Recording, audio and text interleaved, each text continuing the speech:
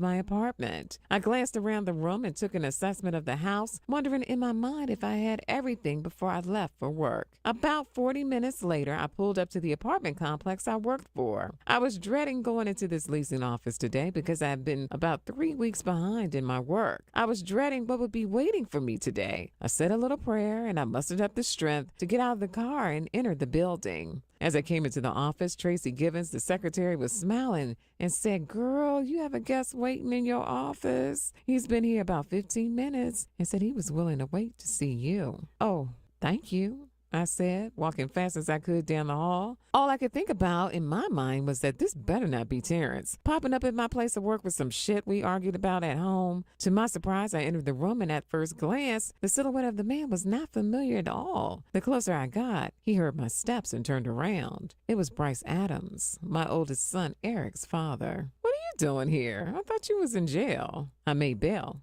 "I've been out 2 weeks. I came to drop some papers off this morning and saw some cards on the desk, and it struck me odd that it had your name on it, Crystal Bates. I thought I was losing it, so I asked old girl out there what you look like, and she told me. I knew it was you from the description, so I decided to wait here to surprise you." "Bryce, this is quite an unwelcome surprise. I will admit that much." I started shaking my head and fetting with the papers, trying to look busy, because I really didn't want to have a conversation with this man. "So why are you here?" Bryce leaned up on the desk and said, "I've been gone 10 years. I wrote you every month, as a matter of fact, every week. I never heard back from you. I just want to talk to you and let you know how I feel. I want to apologize to you if you feel I messed your life up. I'm not the same person that I used to be 10 years ago. You were 26, I was 29. I was young, dumb, and horny. We kept fucking until I knocked you up. You're the mother of my only child." Bryce, stop.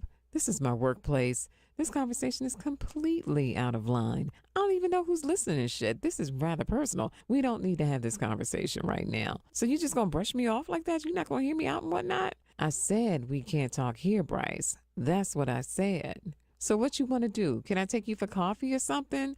I know it's early. I just got here and all, but we really need to talk. Hold on, Bryce. I called the front desk asking Tracy to cover me for 20 minutes while I make a run. Okay, I have 20 minutes. And 20 minutes only. Let's go. Bryce and I walked out of the office, and he said, "I live 2 buildings down, 3708 Sugar Hill." "Okay," I said. We walked to his apartment, and I said, "Let me get some coffee from this corner store, and we can talk right here." Bryce said, "Don't waste your money. I have some fresh coffee I made before leaving the house, and it's still on the pot hot." A little hesitant, I followed Bryce's lead, and we arrived to the 7th floor of his apartment, and it was apartment 708. I entered the apartment, and it was well furnished with some expensive stuff. I glanced around, taking it all in, and Bryce said, "Have a seat. What do you think?" "Bryce, I love it. How can you afford all of this coming out of jail?" "I don't think 20 minutes is enough for me to tell you how all this happened."